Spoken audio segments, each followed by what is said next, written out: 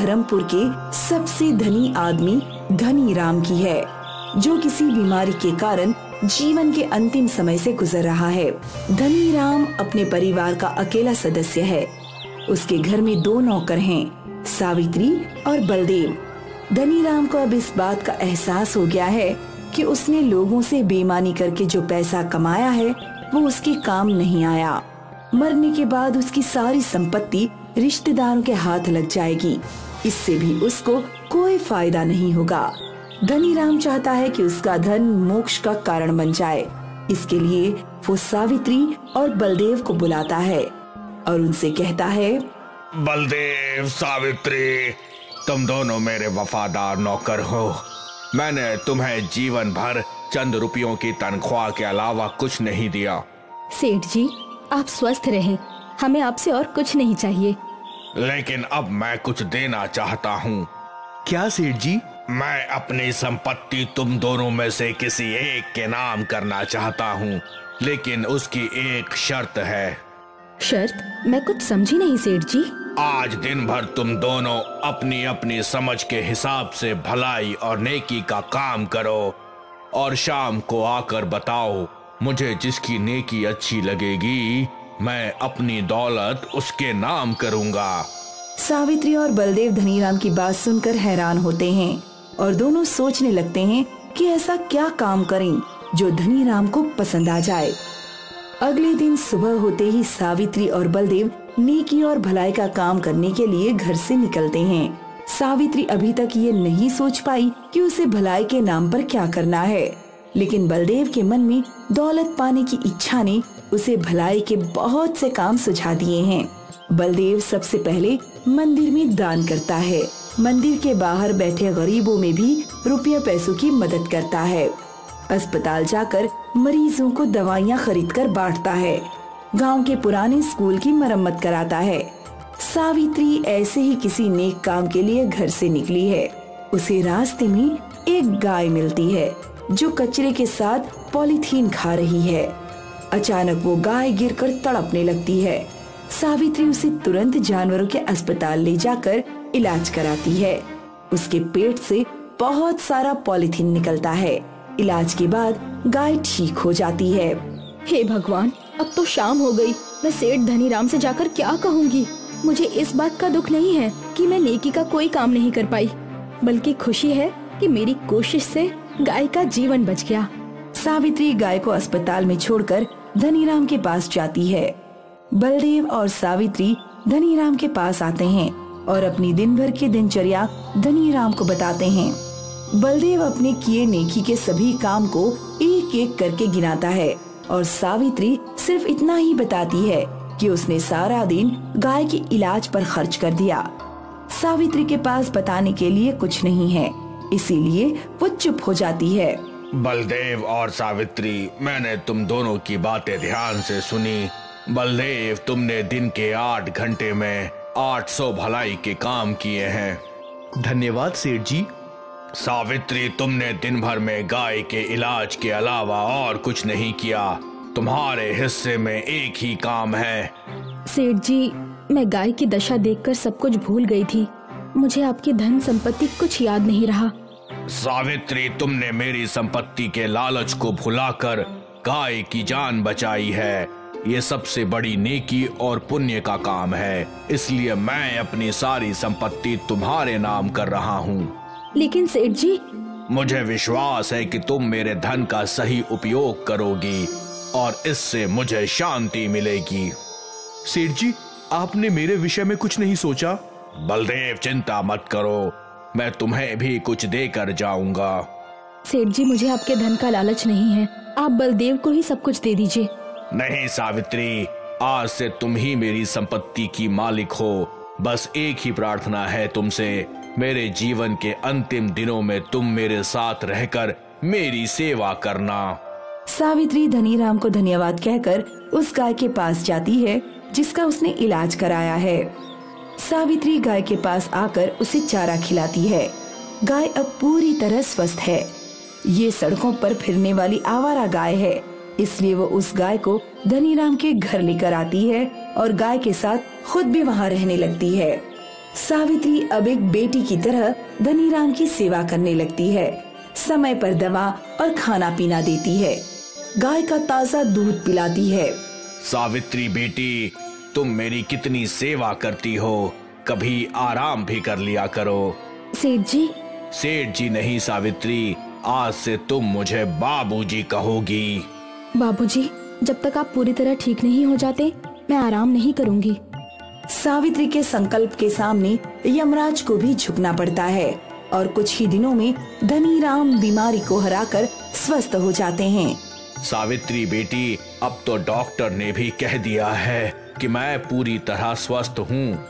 इसका श्रेय मैं तुम्हें देता हूँ। नहीं बाबूजी, आपके स्वस्थ होने में दवाइयों के साथ गाय के दूध का भी चमत्कार है। हाँ बेटी, गाय के दूध ने मेरे जैसे बीमार के लिए संजीवनी का काम किया है, मृत शरीर में जान डाल दी है। हाँ बाबूजी, जब एक गाय ये चमत्कार कर सकती है तो हजारों और लाखों गाय इस देश का भविष्य बदल सकती हैं। सावित्री, गाय हमारे लिए वरदान है। आज से हम अपना जीवन और संपत्ति गाय की सेवा में समर्पित करते हैं। धनीराम और सावित्री मिलकर गाय की सेवा को ही अपना जीवन बना लेते हैं। वो अपने गांव के साथ आसपास के गांव में भी गौशाला बनवाते हैं। उनमें विदेशों की तरह सुख सुविधाओं की व्यवस्था करते हैं। गौशाला के साथ सावित्री और धनीराम जानवरों के अस्पताल भी खोलते हैं, जहां उनका मुफ्त में इलाज होता है और लाखों रुपए खर्च करके देश भर में जागरूकता का अभियान चलाते हैं, जिनमें गाय को पॉलीथीन खाने से रोककर उनका जीवन बचाते हैं। धनीराम और सावित्री की इस सेवा को देश भर में खूब सराहना और सम्मान मिलता है। मुझे इस बात का बहुत दुख है कि मैं आपको एक बेटा नहीं दे पाई। अगर भगवान की यही मर्जी है तो हम क्या कर सकते थे? तुम इन सब का दोष अपने आप को क्यों दे रही हो? लेकिन अगर हमारा कोई बेटा होता तो कितना अच्छा होता। वो आपकी खेती करने में मदद भी करता और हम दोनों के बुढ़ापे का सहारा भी बन जाता। बेटा होता तो अच्छा जरूर होता, लेकिन हम उस बेटे की अच्छी परवरिश भी कैसे करते? ना हमारे पास बड़ा खेत है और ना ही पैसे। तो अगर हमारा कोई बेटा होता तो उसे भी हमारे ही तरह गरीबी में जिंदगी गुजारनी पड़ती। शायद इसीलिए भगवान ने हमें कोई बेटा नहीं दिया। जो भी होता है अच्छे के लिए ही होता है। अब तुम जाओ और कल्लू के लिए थोड़ा गुनगुना पानी ले आओ, आज उसे नहलाना है। आज मेरा कल्लू नहाएगा। अरे रे रे रे, भागो मत, मैं तुम्हें ठंडे पानी से नहीं नहलाऊंगा। सुरेखा गुनगुना पानी ला ही रही होगी। हाँ।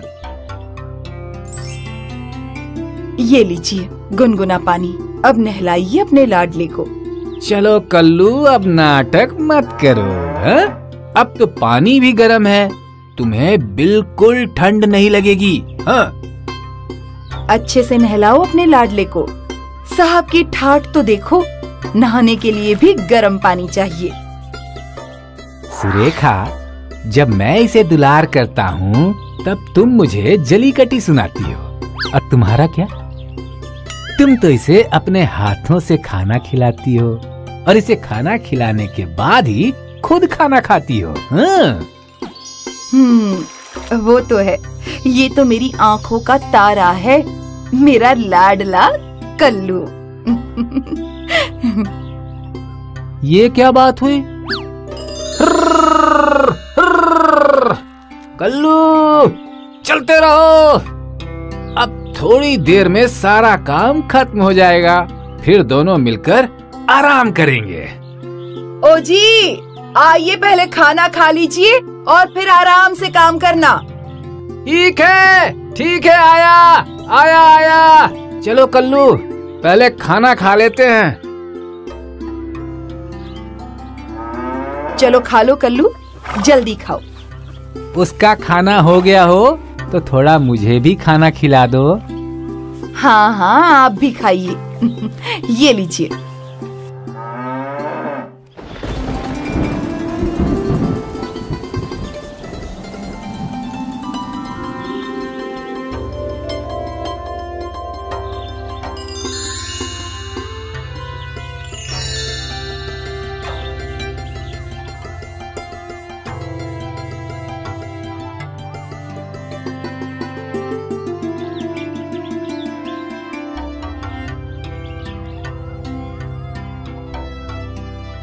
सुरेखा, पानी तो ले आओ।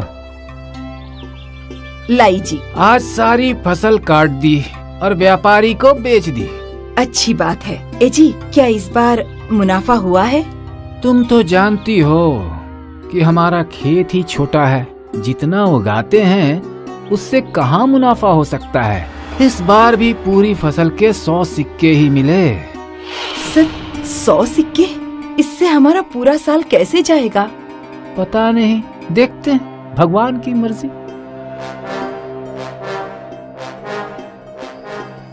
घर का सारा अनाज बहुत जल्द खत्म हो जाएगा। मुझे पता है, लेकिन मैं कर भी क्या सकता हूँ। साल भर खेतों में मेहनत कर कर के हम सिर्फ 100 सिक्के कमा पाते हैं। वो भी कितने दिन पूरे पड़ेंगे? जब तक घर पर अनाज होगा खाएंगे, फिर अगर भगवान ने नसीब में भूखा रहना लिखा है तो वही सही। इसीलिए मुझे हमेशा लगता है कि हमारा एक बेटा होना चाहिए था। तुम फिर शुरू हो गई। अब जो चीज हमारे बस में ही नहीं, उसके बारे में बार बार बात करनी ही क्यों? चलो, बहुत देर हो गई है, अब सो जाओ। कल सुबह जल्दी जाना है, खेतों को पानी से सींचना है। मालिक और मालकिन मेरे लिए कितना कुछ करते हैं और मैं उनकी कोई मदद ही नहीं कर पाया। हे भगवान, आप मेरी कुछ मदद कीजिए। कल्लू, क्या हुआ कल्लू? देवी, मेरे मालिक और मालकिन मेरे लिए इतना कुछ करते हैं और मैं उनके लिए कुछ नहीं कर पाया। काश मैं उनका बेटा होता और उनकी सहायता कर पाता। कल्लू, तुम्हारे मालिक के प्रति प्रेम देखकर मैं बहुत खुश हूँ और मैं तुम्हें वरदान देती हूँ कि अब से तुम इंसानों की तरह बोल पाओगे और तुम दुनिया की सबसे शक्तिशाली बैल भी बनोगे, जो एक साथ 20 बैलगाड़ियों का भार ढो सकता है। तुम इस वरदान से अपने मालिक की सहायता करो। तथास्तु। धन्यवाद देवी। मालिक, मालिक, मालकिन, मालकिन, मालिक, मैं बोल सकता हूँ। ए जी, क्या कल्लू सच में बोल रहा है? हाँ मालकिन, मैं ही बोल रहा हूँ। लेकिन ये कैसे संभव है? एक बैल कैसे बोल सकता है? मालिक, ये देवी माँ की कृपा है। कुछ समय पहले मुझे देवी माँ ने दर्शन दिए थे और उन्होंने मुझे वरदान दिया कि मैं इंसानों की तरह बोल पाऊंगा और ये भी वरदान दिया कि मैं दुनिया का सबसे शक्तिशाली बैल बन जाऊंगा। दुनिया का सबसे शक्तिशाली बैल? लेकिन तुम्हें सबसे शक्तिशाली बैल क्यों बनना है? क्योंकि मैं आपके लिए कुछ करना चाहता हूँ। मालिक, इस बार की सालाना बैल प्रतियोगिता में मैं भी भाग लूंगा और उस प्रतियोगिता को जीतकर आपके लिए बहुत सारे पैसे भी जीतूंगा। देवी माँ, आपका बहुत बहुत धन्यवाद। तो इस साल की पहली बैल प्रतियोगिता है 20 धाम से भरी हुई बैलगाड़ियों को इस सीमा से लेकर उस सीमा तक खींचना और इस साल इस प्रतियोगिता में 6 बैल भाग लेंगे। तो चलिए प्रतियोगिता शुरू करते हैं। हमारा पहला बैल धनिया तो हार गया। चलिए अब दूसरे बैल की बारी। अब बारी है कल्लू की। क्या हरिया का बैल ये प्रतियोगिता जीत पाएगा? चलिए देखते हैं। अरे ये क्या, कल्लू ने तो कमाल ही कर दिया। कल्लू तो बड़े आराम से 20 बैलगाड़ियों का भार खींच रहा है और कल्लू ने ये प्रतियोगिता जीत ली है। बहुत अच्छे कल्लू। और कल्लू के मालिक हरिया को मिलते हैं 1000 सिक्के। धन्यवाद कल्लू। तुम्हारा बहुत बहुत धन्यवाद।